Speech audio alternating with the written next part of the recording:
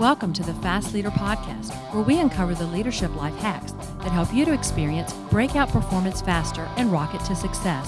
And now, here's your host, customer and employee engagement expert and certified emotional intelligence practitioner, Jim Rimbach. Call Center Coach develops and unites the next generation of call center leaders. Through our e-learning and community, individuals gain knowledge and skills in the 6 core competencies that is the blueprint that develops high-performing call center leaders. Successful supervisors do not just happen. So go to callcentercoach.com to learn more about enrollment and download your copy of the Supervisor Success Path ebook now. Okay, Fast Leader Legion, today I'm excited because I have somebody on the show today who has the power to bring you insights and information from 80,000 people. Rishad Tobaccowala was born in Bombay, India, and has one sister who lives in California. Growing up, Rishad could be found in a bookstore reading books.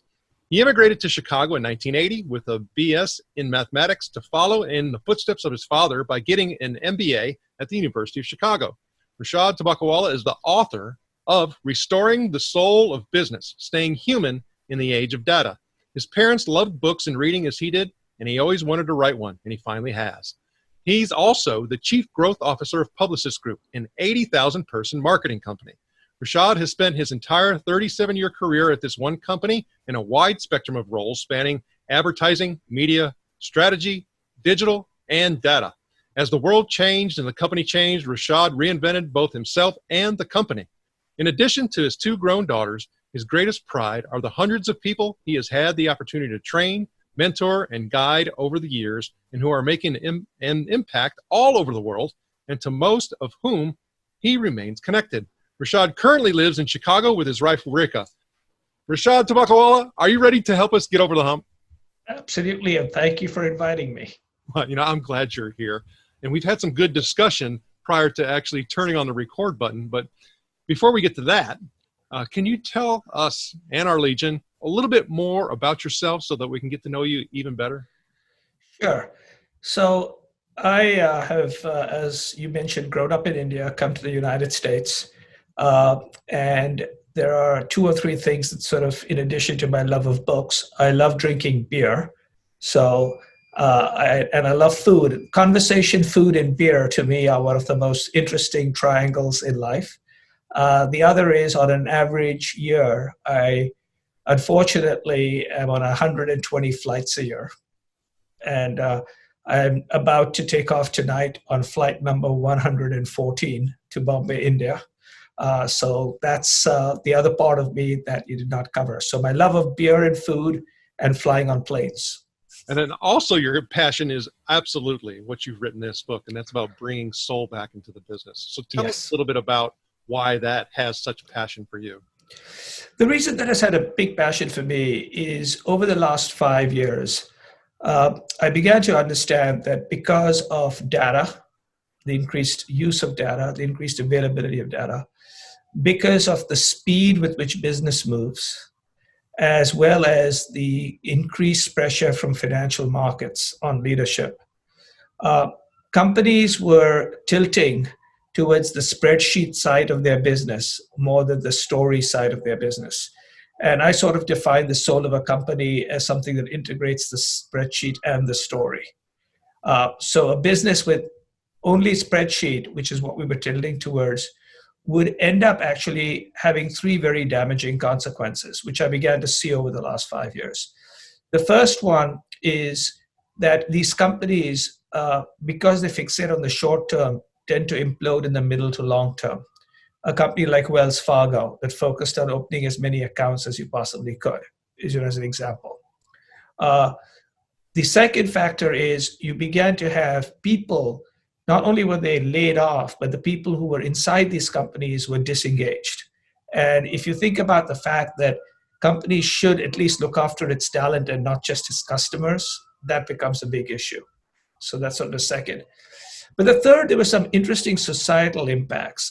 And these were particularly in technology companies who on the first 2 elements were very, very successful. So if you think about the market cap of the very successful technology companies, they're incredible. And if you, to a great extent, see the job satisfaction of some of the people there, they're pretty good. I mean, they may be back and forth, but they're pretty good. But the societal impact of, let's say, a Facebook, a YouTube, and others, or an Amazon, was leading to three key things: sort of a loss of trust, a breakdown in sort of civility and increased polarization. So you're blue, I'm red, and there's nothing like purple. And not only are you blue and I'm red, but you should not exist. Blue should not exist. Forget about even thinking about purple. That's sort of a second. And the third was rise in inequality. And part of what happens when you have very significant rise in inequality, where today, I think about the top 100 people in the world have more wealth than the bottom 50% of the world's population. At some stage, people question the system. And I believe our system, for good or bad, is a pretty good system. But if you start basically having a system where most people feel disenfranchised and can't trust each other, you begin to have some interesting issues. And a lot of that comes because of algorithms, and algorithms are driven by data. So this was more of a cry, which is, hey, listen, as a person with a degree in mathematics, with an MBA in finance, someone who has basically pioneered a lot of digital stuff, we may be losing the plot by forgetting the human, forgetting the culture, and forgetting the storytelling. And I'm not basically saying that's the only thing you need, but without that, what's the point? Well, and for me, I worked for an organization that captured the customer experience for many years. And I always used to say that data has no heart. What we have to be able to do is enable that data, to have some meaning and connection and things like that. And you talk about, that we have data all over the place, and talking about three types of data. Now, when talking about those three types of data, what are they to you? So, I think the first is we have different types of data. There's one type of data which we basically use to help our business. And those are data that basically tells you a little bit about the customer. So customer insight. You have data that gives you feedback so you can have competitive advantage. And then you have data which has intelligence, which basically tells you where you may have the ability to launch new products and new services. And that tends to basically be the data that we measure a lot and are very important. But there's another set of data which is less about the math and more about the meaning, but those can also be measured, but they tend to be less instantaneous, but they can be pretty longer term. So one of them is a brand's reputation. So what happens when a brand's reputation significantly changes? So Facebook, for instance, was a brand where 2.5, 3 years ago, 90% of the people who got a job at Facebook accepted a job at Facebook. Today, that number 2 years later is 50%. Okay. Their stock price is doing fine. It's just 10, 15% off from the top high. It's making a lot of profits. But don't you think there is likely to be a longer term disadvantage when you can't get one of your two best engineers because they don't want to come to you, but only because your reputation has been hurt? So, and you can measure reputation. Customer service beliefs. Do customers find your service people interesting? Or do they find that interacting with them doesn't make any sense? The other ones are, do employees of your company consider that they are working in a company with great values? This morning, I was talking to someone who basically said, who's the head of HR, said 1 out of 2 kids now ask, what is the purpose and value of our companies? Things that they never discussed 5, 10 years ago. So what do people think about your company? As well as the company's missions and values. So company's missions, value, employees, service, reputation, and then to a great extent, what is not captured in the data is also something that's interesting about data. Because to your point, which is, data does not have a heart, I use a saying by Blaise Pascal, who was a French philosopher. And he basically said people choose with their hearts and they use numbers to justify what they just did, right? Another definition that I once heard was a story is data with a soul. And so to a great extent, if you don't think about the heart and the story, then your data not only is cold, but it could potentially mislead you. And a great line, which I use in my book, which has been put together by this lady whose name I do not recall right now. She basically said algorithms are weapons of math destruction, right? And so my stuff is, hey, listen, understand that an algorithm has been put together by a human being. And so the human being's bias has got into the data. So don't necessarily worship at that data. You might be following the wrong God home. As you're talking, I start coming back to a particular conversation that I had with believe it or not, a college pitching coach at the University of Missouri, Fred. And Fred said something to me that I think I'll take with me for a very long time, maybe even to the grave. And I think it totally applies to what we're talking about here in regards to data and analytics and all of that, is we can do all the algorithms and we can do all the number crunching and we can do all the, the collection and things like that. But Fred said, he goes, you can't teach a new dog old tricks. And what he meant by that is we need to have the people who have the wisdom, the people wisdom, the organizational wisdom, the marketplace, the workplace, all of the business acumen. We need to have those people actually work with the data so that it does have meaning and heart. We can't just take the data and say, okay, we got rid of you, you old dog. That's just not going to work. It's not going to work for a couple of reasons. One is most of the data can capture the obvious and not the non-obvious. And the non-obvious comes with experience and age. Another saying is, new brooms sweep clean, old brooms know the corners. Okay? And the only way the old brooms know the corners is because they've been dented by the corners, right? So that is one particular perspective. But the other reason why I think it's extremely important is as modern technology continues to accelerate at very fast rates, many of the math parts of our job, the computing parts of our job, seeing the patterns part of our job broadly is going to be computed away. And it's what we add to the machine that will actually both add value to us, to our companies, and to society. And yes, the best computers can beat the best chess players, but the best chess players with the computers can beat the computers. And that's what people aren't remembering. That's actually true. You take the best computer with the best person, and they will beat the best computer. So that definitely means that we add value. The other one is this. If you think about the ability to compute, Facebook believed they could find all these issues and problems using algorithms and AI. They've missed so many people and problems that they now have to have 35,000 people sitting on top of those. And the reason is because a machine looks backwards. A human being looks forward and finds ways to trick the machine.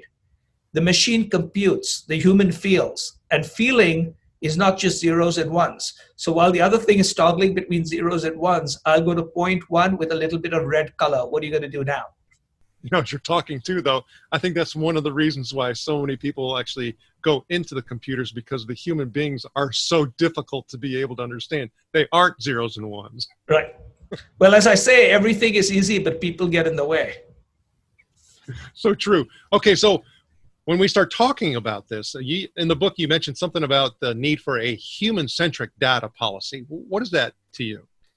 So the reason I came across this human-centric data policy was primarily because I saw that very successful companies were utilizing data, but they were utilizing them in a different way. And by the very nature, this book is pro-data, but it's just like, hey, let's bring some intelligence and perspective to it. So the first is to sort of recognize that the reason why people, to the point you made, often just tilt towards the data is because data-centric interactions can be, much easier to deal with. But a real human interaction often is far more effective. The second is people always do stuff that data doesn't predict.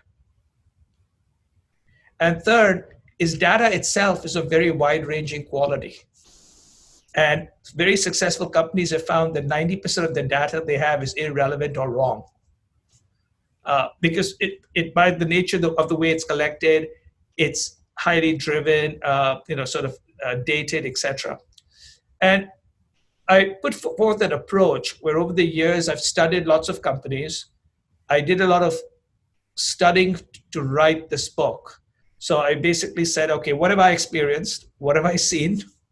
And what have I read, right? And then I triage, and then I came up with this thing called, to get a human-centric approach about people, you need to basically think about 6 I's. And these are not like 2 cyclops, like it's 6, the letter I. So one is, when someone gives you the data, you need to interpret the data. So what I always tell people, don't tell me what the data is. Tell me what your perspective is. Tell me what your point of view is. And tell me something that is provocative that the data tells us. Just don't tell me that there's data. So you have to interpret.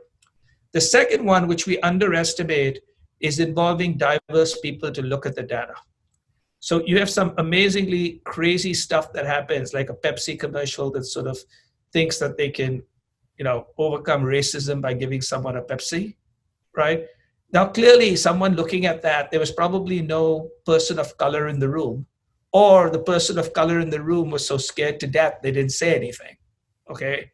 So you've got to involve diverse people. Third is, what does the data relate as it relates to interconnect is my third. So, inclusiveness is one, interpretation is one, but interconnecting, which is anything is part of a larger ecosystem, as we discussed. It's part of a larger societal effect. So if this is running counter to what something else is, you have to ask why, right? And what is happening. The fourth is, almost any innovation isn't the result of data itself. It's the result of leaping and connecting dots between data and other things. So the whole idea of how do you imagine where the data might go and not just let the data, happen? Then obviously you want to iterate, which is if you look at the data, ask for other things. And then the final one, which is the most important of this people experience, is when you come up with a result, ask, is that what people actually experience, right? Which is investigate people's experiences. So often I ask people, if you want to understand the human condition, why don't you read a Russian or French novelist? It'll tell you more about the human condition if you read Anna Karenina or Madame Bovary, right? Than if you basically spend hours and hours looking at grids and graphs. True. Okay, so as you're talking about this, I'm still going back to the whole issue of dangers in measurement, dangers in interpretation, and you talk about many of those imbalances. If you share a few. So the third, these are some of them. The first is to determine what data is worth receiving and to eliminate the rest. There's this poem which I sort of paraphrase, which is a Samuel Taylor Coleridge poem, where the line went something like, water, water everywhere, so much water, all the boards did shrink. Water, water everywhere, but not a drop to drink. Today, most companies are the following: data, data everywhere, so much data we will sink. Data, data everywhere, pray who will help me think. The first thing is, what data is worth receiving? So, and eliminate the rest. So that's the one key thing, which is what's good and what is it?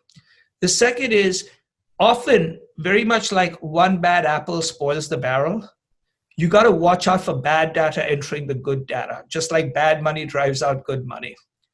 And the third one also is stop using data as a crutch. So whenever someone gives me an answer and they just cough up a number, I literally tell them, I don't need you anymore. You just have coughed up a number. A machine can cough up a number. And finally, ask questions that data can answer. Don't ask data-driven questions. Okay, this is the hardest for most people to think about, because they say, but the data told me and showed me the way. I said, no. You looked at the data. You brought human insight into the data. You then asked a new question. When you ask the question, make sure that that question can actually be answered by the data that you just saw. Or was it just that the data gave you an idea for a question and now you got to go find the answer somewhere else? So often what happens is through correlation, people see trends, but then instead of asking what the trend is, they think the trend is the answer. So those are, some of the things that I sort of suggest. And most importantly, I think we're measuring too much. There's just too much measurement. And too much measurement is the same thing as too much social media and too many notifications. At some particular stage, you aren't taking the temperature. You're just constantly putting the thermometer into your mouth. Well, and as you're talking, I also see, and what I've seen happen over and again, is that people don't understand and they want it simplified and they just say, just give me one number. That's another yet one of those imbalance issues and one of those pitfalls that I often see people fall into. And then the other one is, well, it's intangible. It's, you can't really measure it. And so for me, it's like, then you just don't know how to measure, because everything is measurable. Now, whether or not you have confidence, is a different story. Right. And as I tell people, there are only two numbers that will always be true. One which you know and one which you don't know. So the one you know is the day you were born. That's a number, right? And then the day you will die, that is a number. Any other number about you is a variable, including your height, your weight, your net worth, everything. So my old stuff is, give me a number. You can't even define yourself with anything but your death date. What sort of number is that? Oh, that's too funny. So my oldest son is grown. He's grown a lot. Right. And so I'm 6'4", or at least I was, and I'm 6'3.5". Gravity's taking over, and he's 6'2", and I said, just stop right there. I'll catch you. That's exactly right, because we are shrinking, they're growing, right? And so the whole idea is like, there is nothing like a number, excepting your death date and your birth date. That's so true. Okay, so now you have a couple chapters in this book that have some extremely colorful names to them. And one of them is, and the first one we're going to talk about is the turd on the table. What is the turd on the table? So the background for the turd on the table is the following. Often we are in a lot of meetings and there's something that we all want to say. It's in the middle of the table and it looks like a brownie. It's moist. And people refuse to acknowledge that that is not a brownie, but it's a piece of shit. Okay. And in many organizations, the inability to speak either the truth or truth to power is the downfall of the organization. And there are two challenges. And this actually, I first came up with this statement many, many years ago when I was in a meeting with the chief executive officer of Adobe. His name is Shantanu Narayan. And he's one of the people who's actually read my book and endorsed it. But this chapter begins with me and him being in a room with some other people. And Adobe has made an investment, which to me sounds awful like an advertising agency. Okay. And I'm the advertising agency business. And I'm saying, okay, we're partnering, but you seem to be investing in a direct competitor to me. So how are we going to basically be partners if that's what this is? Right. And so I said, I'd like to bring up the turd on the table. And he basically said, I'm glad you brought up the turd because let me explain what I'm doing. I've made this investment to better understand your industry. I don't want to grow this investment for the primary reason my economics are much better than your economics. Okay. I'm in the software business, you're in the services business. But as I go deeper into this, often I will buy companies which will have some managed services to it. And that's the reason I have it. But that's not the business I want to be in. And if that's the business I wanted to be in, it made no sense at all, which is why I'm here to partner with you. And interestingly, many, many years later today, the Publicis Group is the largest partner of Adobe worldwide.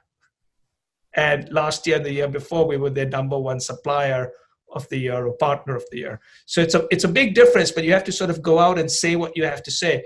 And when people don't speak truth to power, either because management doesn't allow it.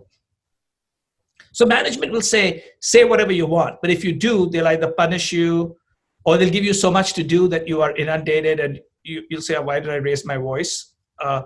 Or as younger people or as more junior people, we don't want to be wrong. We don't want to rile the boat. We want to keep our jobs. So how do you create an environment where people can actually speak up? And just like, a lot of people understood there was troubles at Wells Fargo. It's now very clear that a lot of people understood that there was trouble at Boeing. Every year, every day you learn more about Boeing knew exactly what was going on, right? And if someone had spoken up before 2 planes crashed, whatever negative impact they would have had would not have been a reputational and financial impact. It would have just been a financial impact, right? But here you have a reputational, financial, and obviously a human tragedy impact because someone never spoke up. And so my whole stuff is we have to talk about the turd on the table and speak truth to power. And especially in today's world where most of us, because of the way we consume media or online, are surrounded by like-minded people. So to a great extent, not only do we not recognize that the brownie is a turd, but we basically think the brownie is the world's most precious lava cake. Okay, we go to the exact opposite. So it's not even a piece of shit. It's basically something amazing. And my whole stuff is like, wake up, right? Well, I think, okay, as you're saying that, I'm trying not to laugh, is that you're really talking about being and enabling and encouraging the ability to disrupt, right? Yes. You're inviting, from an upper level to say, hey, push back on me, right? But then you're also saying amongst everyone else is that, we have to do more of this. And you actually talk about 5 different best practices to encourage table talk. What are they? So there are a series of them. One is relatively sort of simple, which is it's somewhat old-fashioned, but it's still, sort of like a anonymous tip box, or where someone can basically go and say, hey, it's just some anonymous, it's not like a whistleblower program, but where some place can go in, because some people don't want to be recognized. So someone can just go in and say, hey, there is something that is going on and I need people to pay attention. So if that is one. The second one, which is somewhat also very interesting, is does management allow it? So often what I basically ask people to sort of do is, does leadership encourage it? So for instance, every time I would end a meeting, this is what I would basically say. And this is not because I came up with this. I read widely and I said, people who can get people to speak up say the following, which is there something that has not been said that should have been said? So I end the meeting by saying, I want to ask everybody, is there something that has not been said that should be said, right? And then, okay, if nobody says anything like that, the next question I ask is, can someone please say why what we discussed or agreed on today might be wrong? Okay, so those are 2 very interesting ways of getting people to speak up, because what you're saying is, we've said everything, but is there something that should have been said we did not say? Maybe someone will say, well, what about this? And let's say we go past that, we'll say, okay, we've all sort of agreed, but what if we were wrong? What would that look like? So you set up a hypothetical question where it isn't, you suck, so someone doesn't have to say, hey, boss, you made a mistake, or everybody in this room sucks. It's like, why we could all be wrong because, right? Which includes the person who's saying it, even if they spoke or did not speak up. And some research I did indicated that this is what the Navy SEALs do. So after every project that they complete, whether it's successful or unsuccessful, the Navy SEALs basically go around the room, the junior most member speaking first. And each of them basically say, what could we have done better and what will we do next time? The third is to actually provide incentives to tell the truth. You don't have to have like a whistleblower program, but what happens is when someone speaks up, if you reward them versus punish them, people will say, hey, I want to basically do that. Many companies, they say speak up, but when you speak up, they punish you. So what people do is they follow incentives. They don't follow propaganda, right? So they want to follow incentives. The fourth, which is very hard for leaders to do, is for bosses to often say when they are wrong that they are wrong. Okay. And so then you don't have to have a bunch of people building up false narratives around a mistake that everybody knows is a mistake, because then that gets engineered into the mental operating system of the company. And the company basically believes the leaders must be protected, right? Dear leader statement has to be right, which is important. And the fifth, and another one I find very, very interesting, especially today, because today we have an environment for both very good reasons, but also there's sometimes a backlash to it, where people are very scared of saying anything. They're scared of saying things, even if it's right, because it might be thought of as harassment or discrimination or a microaggression or something of the sort. And all of those things, unfortunately, are real inside an organization. And therefore, I'm all for making sure we don't allow those things. But sometimes people get so scared that they don't even know what to say, because they don't know if a criticism of a decision will be seen as a criticism of the person, which will then be seen as a criticism of the person's background. Very quickly you could cascade down. So what I often, when I need to tell somebody something, I tell them a story. I don't talk to them about that. I tell them a story, and the story is either a general story, it's a story about myself. And no one can tell me that I am microaggressing myself. I'm just being a story of myself, right? And you might say, like, that's terrible. I say, well, that's me. That's nobody else's problem. It's my problem. And when I do that, often people will say, I know exactly what you just said. Thank you for telling me.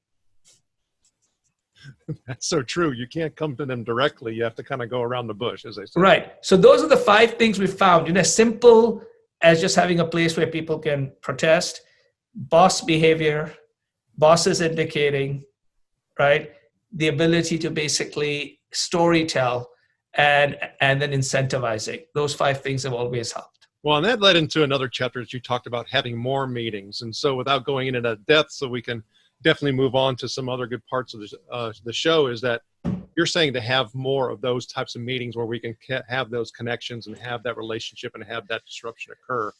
So one of the key things that people have always told me is, how come that I'm always available for meetings? And I go to meetings when anybody wants me to have one, versus people say, don't go to meetings, and only go to meetings where you can extract value. I say, I go to meetings when people ask me, because I know I'll be able to add value because they've asked me, right? And I will discover new things. It's not having more meetings that's the problem. It's we are going to the wrong meetings. We're going to meetings where there should be no meeting. There's no reason to have 20 people standing around for 2 hours looking at some data on a spreadsheet, which they could have read about. So to me, the best meetings are when you have meetings that are small groups, one-on-one, one-on-two, because you can build relationships, you can understand tone, you can understand body motion, body language, and those become important because 80 to 90% of the time you will then interact with that person electronically, right? But that interaction will be a big part of it. The other part of it is when you're in a meeting and you're talking to somebody, they know that you've got their attention and you've got theirs. And so my stuff is have more meetings, and then I have this entire thing on how to run meetings with generosity, with energy, and with empathy. And so those meetings can be meaningful. And as you know, you and I have succeeded many times because people took pity on us and took time with us and helped us, right? We can look back at meetings. I don't think you're going to look back and say, I saw this particular spreadsheet and that changed my life. You basically said, this interaction changed my life. Thanks for sharing all these stories that you've shared. Usually what we do is we talk about, a particular time when you've gotten over the hump, but I think you've shared about 5 or 6 of them through the process. So yes. When I start thinking about this book, it's your first one, I have a feeling it's not going to be your last. You talk about all these miles you're flying. You talk about, all these people you're responsible for, part of Chief Growth, all this transformation. And you talk a lot about change and transformation. And really, these are the underlying elements. But when I start thinking about all the different goals that you have, what is one of them? So my single biggest goal today, both as an individual as well as an employee or a leader of the company, is what I really wrote this book about, which is how do I help people remain relevant in transformative times in ways that they can think, see, and feel differently so they can grow their company, grow their teams, and at minimum grow themselves. So my old stuff is the only way forward in these very difficult and challenging and times of opportunity is to see, think, and feel differently with the lens of how do I grow? As a human being, how does my team grow? How does my company grow?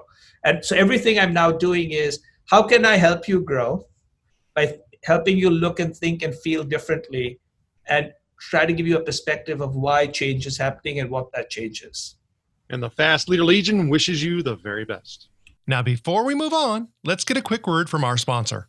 An Even Better Place to Work is an easy-to-use solution that gives you a continuous diagnostic on employee engagement along with integrated activities that will improve employee engagement and leadership skills in everyone. Using this award-winning solution is guaranteed to create motivated, productive, and loyal employees who have great work relationships with their colleagues and your customers. To learn more about an Even Better Place to Work, visit beyondmorale.com/better. All right, here we go, Fast Leader Legion. It's time for the Hump Day Hoedown. Okay, Rishad, the Hump Day Hoedown is a part of our show where you give us good insights fast. And your job is to give us rapid responses to help us move onward and upward faster. So I'm going to ask you several questions. Are you ready to hoe down? You bet. All right. So what is holding you back from being an even better leader today? Not enough time. What is the best leadership advice you have ever received? Sleep at least 7 hours a day. What is one of your secrets that you believe contributes to your success? I build a case for the exact opposite of what I believe. And what do you feel is one of your best tools that helps you lead in business or life? Reading. And what would be one book that you'd recommend? And it could be from any genre. Of course, we're going to put a link to Restoring the Soul of Your Business on your show notes page as well. Today, I would say that the single best book that I would recommend to people is Homo Deus by Yuri Haval, the person who wrote Homo Sapiens. So he's written another book, which is less famous than Sapiens, called Homo Deus. And it's basically about the future and impact of data on society. And he comes at it in a very nice way. I don't completely agree with him. I, in fact, cite him a lot in my book. But it's a very, very interesting, fun book. And it's more business-oriented than Sapiens and more held together than 21 Lessons for the 21st Century. Okay, Fast Leader Legion, you can find links to that and other resources by going to Rishad's show notes page, which you'll be able to find at fastleader.net/Rishad Tobaccowala. Okay, Rishad, this is my last Hump Day Hoedown question. Imagine you were given the opportunity to go back to the age of 25. You can take the knowledge and skills that you have now back with you, but you can't take it all. You can only take one. So what skill or piece of knowledge would you take back with you and why? The one piece of knowledge that I would take back with me is to have a sense of perspective and patience, because we are going to live or work for 50 to 60 years after we're 25. So don't make decisions that are 3 or 6 month decisions. Rishad, I had fun with you today. Can you tell the Fast Leader Legion how they can connect with you? I can be connected with on Twitter at Rishad, or you can basically reach me at rishad@gmail.com. Rishad Tobaccowala, thank you for sharing your knowledge and wisdom. The Fast Leader Legion honors you and thanks you for helping us get over the hump. Thank you for joining me on the Fast Leader Show today. For recaps, links from every show, special offers, and access to download and subscribe, if you haven't already, head on over to fastleader.net so we can help you move onward and upward faster.